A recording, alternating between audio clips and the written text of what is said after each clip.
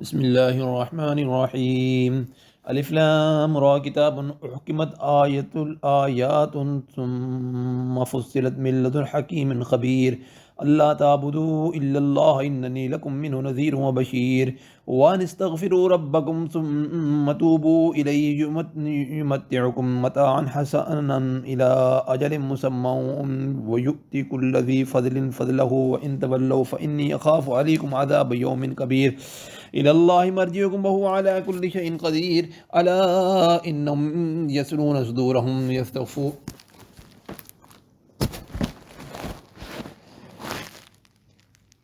ألا إنهم يسلون صدورهم ليستغفوا منه ألا حين يستغشون ثيابهم يعلموا بما يسرون وما يعلنون إنه عليم بذات الصدور وما من دابة في الأرض إلا على الله رزقها ويعلم مستقرها ومستودعها كل في كتاب مبين وهو الذي خلق السماوات والأرض في 6 أيام وكان عرشه على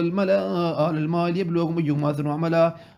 ولئن قلت إنكم مبعوثون من بعد الموت ليقولن الذين كفروا إن هذا إلا سحر مبين ولئن أخرنا عنهم العذاب إلى أمة معدودة ليقولن ما يحسبه ألا يوم يأتي ليس مصروفا عنهم وحاق بهم ما كانوا به يستهزئون ولنذقن الإنسان منا رحمة ثم نزعناها منه إنه ليؤس كفور ولنذقناه مع ضراء مسته ليقولن ذهب السيئات وأني إنه لفرح فخور إلا الذين صبروا وعملوا الصالحات أولئك لهم مغفرة وأجر كبير فلعلك باقي تارك بعد ما يوحى إليك وذائق بهم صدرك إلا إن يقولوا لولا أنزل عليك كنز أو جاء معه ملك إنما أنت نذير والله على كل شيء وكيل أم يقولون افترى قل فاتوا بعشر سور مثله ومقتريات وادعوا من استطاعتم من دون الله إن كنتم صادقين فإن لم يستجيبوا لكم فاعلموا أنما أنزل بعلم الله وأن لا إله إلا هو فهل أنتم مسلمون من كان يريد الحياة الدنيا وزينتها نوفي إليهم أعمال منها وهم فيها لا يبخسون أولئك الذين ليس لهم في الآخرة إلا النار وحبط ما صنعوا فيها وباطل ما كانوا يعملون أفمن كان على بينة من ربي ويتلوهم شاهد منه ومن قبله كتاب موسى إماما ورحمة أولئك يؤمنون به ومن يكفر به من الأحزاب فالنار موعده ولا تكن في مرية منه إنه الحق من ربك ولكن أكثر الناس لا يؤمنون ومن أظلم ممن افترى على الله كذبا أولئك يوردون على ربهم ويقول الأشهاد هؤلاء الذين كذبوا على ربهم ألا لعنة الله على الظالمين الذين يصدون عن سبيل الله ويبغون عوجا وهم بالآخرة هم كافرون أولئك لم يكونوا موجودين في الأرض وما كانوا من دون الله من أولياء يضاعف لهم العذاب وما كانوا يستطيعون السمع وما كانوا يبصرون أولئك الذين خسروا أنفسهم وضل عنهم ما كانوا يفترون لا جرم أنهم في الآخرة هم الخاسرون إن الذين آمنوا بالصالحات وأحبطوا إلى ربهم أولئك أصحاب جنة فيها خالدون مثل الفريقين كالأعمى والأسم والبصير سميع هل يستويان مثلا أفلا تذكرون ولقد أرسلنا نوحا إلى قوم إني لكم نذير مبين ألا تعبدوا إلا الله إني أخاف عليكم عذاب يوم أليم فقال الملأ الذين كفروا من قوم ما نراك إلا بشرا مثلنا ما نراك اتبعك إلا الذين هم أراذلنا بادي الرأي ما نرى لكم علينا من فضل بل نظنكم كاذبين قل يا قوم أرأيتم إن كنت على بينة من ربي وآتاني رحمة من عندي فعميت عليكم أنلزمكموها وأنتم لها كارهون ويقول ألا أسألكم عليه على أجري إلا على الله وما أنا بطارد الذين آمنوا إنهم ملاقو ربي ولكني أراكم قوما تجهلون ويا قوم من ينصرني من الله إن طردتم فلا تذكرون ولو أقول لكم عندي خزائن الله ولا أعلم الغيب ولا أقول إني ملك وأقول لا أقول للذين تهدي أعينكم لن يؤذيهم الله خيرا الله أعلم بما في أنفسهم إني ذل من الظالمين قالوا يا نوح قد جادلتنا أكثرت بجدالنا فأتنا بما تعدنا إن كنتم من الصادقين قال فإنما يأتيكم به الله إن شاء وما أنتم بموجزين ولا ينفعكم نصحي إن أردت أن أنصح لكم إن كان الله يريد أن يغفيكم هو ربكم وإليه ترجعون ثم يقوم أم يقولون افترى قل افتريت فعليه جرامي وأنا بني مما تجرمون ووحي إلي إلى نوح إنه لن يؤمن من قومك إلا من قد آمن فلا تبتئس بما كانوا يفعلون واصنع الفلك بأعيننا ووحينا ولا تخاطبني في الذين ظلموا إنهم مغرقون ويصنع الفلك وكلما مر عليه ولهم من قوم وسخروا منه قال إن تسخروا منا فإنا نسخر منكم كما تسخرون فسوف تعلمون من يأتي عذاب يجزي ويحل عليه عذاب مقيم حتى إذا جاء أمرنا وفارت النور قل نحمل فيها من كل زوجين اثنين وأهلك إلا من سبق عليه القول وأمن أو آمن وأما آمن ما هو إلا قليل وقال اركبوا فيها بسم الله مجريها ومرساها إن ربي لغفور رحيم وهي تجري بهم في الموج كالجبال ونادى نوح ابنه وكان في معزل يا بني اركب معنا ولا يكن مع الكافرين قال سآوي إلى جبل يعصمني من الماء قال لا عاصم اليوم من أمر الله إلا من رحمه وقال وحال بينهما الموج فكان من المغرقين وقيل يا أرض ابلعي ماءك ويا سماء أقلعي وغيض الماء وقضي الأمر واستوت مع الجودي وقيل بعدا للقوم الظالمين ونادى نوح ربه فقال ربي إن ابني من أهلي وإن وعدك الحق وأنت أحكم الحاكمين قال يا نوح إنه ليس من أهلك إنه أمر غير صالح فلا تسألني ما ليس لك به علم إني أعظك أن تكون من الجاهلين قال رب إني أعوذ بك من أن أسألك ما ليس لي به علم وإلا تغفر لي وترحمني أكن من الخاسرين قيل يا نوح وسالا منا وبركات عليك وعلى ممن معك وأمم سنمتهم ثم يمت منا عذاب أليم تلك من أنباء الغيب نوحيها إليك مما كنت تعلمها أنت ولا قومك من قبلي هذا فاصبر أن العاقبة للمتقين وإلى عاد أخاهم هودا قال يا قوم اعبدوا الله ما لكم من إله غيره إن أنتم إلا مفترون يا قوم لا أسألكم عليه أجرا إن أجري إلا على الذين فطرني أفلا تعقلون وقال يا قوم استغفروا ربكم ثم توبوا إليه يرسل السماء عليكم مدرارا ويزدكم قوة إلى قوتكم ولا تتولوا مجرمين وقال يا هود ما جئتنا ببينة وما نحن بذلك آلهتنا عن قولك وما نحن لك بمؤمنين إن نقول إلا اعتراك بعض آلهتنا بسوء قال إني أشهد الله وأشهد إني بريء مما تشركون من دونه فكيدوني جميعا ثم لا تنظرون إني توكلت على الله ربكم ما من دابة إلا وآخذ بناصيتها إن ربي على صراط مستقيم فإن تولوا فقد أبلغتكم ما أرسلت به إليكم فيستخلف ربي قوما غيركم ولا تضرون شيئا إن ربي على كل شيء حفيظ ولما جاء أمرنا ونجينا هودا والذين معه برحمة منا ونجيناهم من عذاب غليظ وتلك عاد جادوا بآيات ربهم فعصوا رسوله واتبعوا كل أمر كل جبار عنيد وأتبعوا في هذه الدنيا لعنة ويوم القيامة ألا إن عادا كفروا ربهم ألا بودا لعاد قوم هود وإلى ثمود أخاهم صالح قال يا قوم اعبدوا الله ما لكم من إله غيره وأنشأكم من الأرض واستعمركم بها فيها فاستغفروا ثم توبوا إليه ثم ربي قريب مجيب قالوا يا صالح قد كنت فينا مرجوا قبل أن هذا أتنهانا أن نعبد ما يعبد آباؤنا وإننا لفي شك مما تدعونا إليه مريب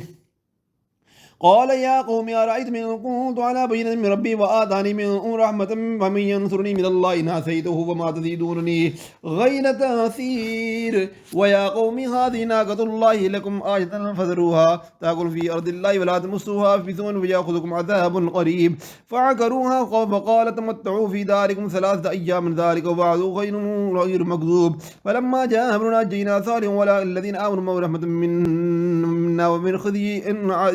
يومئذ إن ربك هو القوي العزيز وأخذ الذين ظلموا السيئات فأصبحوا في ديارهم جاثمين كأن لم يغنوا فيها إلا على إن ثمود كفروا ربهم على بودا لثمود ولقد جاءت رسلنا إبراهيم بالبشرى قالوا سلاما قال سلام فما لبث أن جاء بعجل حنيذ فلما رأى أيديهم لا تصل إليه نكرهم وأوجس منهم خيفة وقالوا لا تخف إنا أرسلنا إلى قوم لوط وامرأته قائمة وضيقة فبشرنا بإسحاق ومن وراء إسحاق يعقوب قالت يا ويلتى ألد وأنا أجوز وهذا بعلي شيخا إن هذا لشيء عجيب قالوا وتعجبين في من أمر الله رحمة الله وبركاته عليكم أهل البيت إنه حميد مجيد فلما ذهب عن إبراهيم والروح جاءته البشرى يجادلنا في قوم لوط إن إبراهيم لعليم أواه منيب يا إبراهيم أعرض عن هذا إنه قد جاء أمرك أمر ربك وإنهم آتيهم عذاب غير مردود ولما جاءت رسلنا لوطا في أبيهم وضاق بهم ذرعا وقال هذا يوم عسيب وجاءه قومه يهرعون إليه من قبل كانوا يعملون السيئات قال يا قوم هؤلاء بناتي هن أطهر لكم واتقوا الله ولا تخزوني في ضيقي أليس منكم رجل رشيد قالوا لقد علمت ما لنا في منامك من حق وإنك لا تعلم ما نريد قال لو أن لي بكم قوة أو آوي إلى ركن شديد قالوا يا لوط إنا رسل ربك لن يصلوا إليك فأسري بأهلك بقطع من الليل وليلتفت منكم أحد إلا امرأتك إنه مصيبها ما أصاب إن موعدهم الصبح وليس الصبح بقريب فلما جاء أمرنا جعلنا عاليها سافلها وأمطرنا عليها حجارة من سجيل منضود وسومة عند ربك ما هي من الظالمين ببعيد وإلى مدين أخاهم شعيبا قال يا قوم اعبدوا الله ما لكم من إله غيره ولا تنقصوا الميكال والميزان إني أراكم بخير وإني أخاف عليكم عذاب يوم محيط ويا قوم أوفوا الميكال والميزان بالكيل ولا تبخسوا الناس أشياءهم ولا تعثوا في الأرض مفسدين بقية الله خير لكم إن كنتم مؤمنين وما أنا عليكم بعفيظ قالوا يا شعيب أصلاتك تأمرك أن نترك ما يعبد آباؤنا وأن نفعل من أموالنا ما نشاء إنك لأنت الحليم الرشيد قال يا قوم أريتم إن كنت على بينة من ربي ورزقني منه رزقا حسنا وما أريد أن أخالفكم إلى ما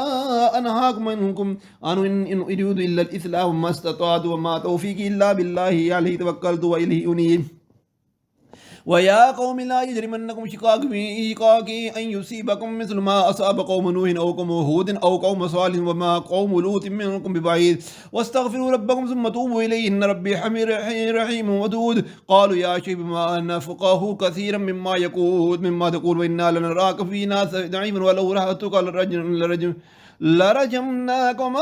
أنت علينا بعزيز قال يا قوم أرهتي أعز عليكم من الله واتخذتموه وراء ذهري إن ربي بما تعملون محيط ويا قوم اعملوا على مكانتكم إني عامل سوف تعلمون من يأتي عذاب يحذي من هو كاذب وأرتقبوا إني معكم نقيب ولما جاء أمرنا نجينا شعيب والذين معه وآمنوا معه برحمة منا وأخذت الذين ظلموا السيئة فأصبحوا في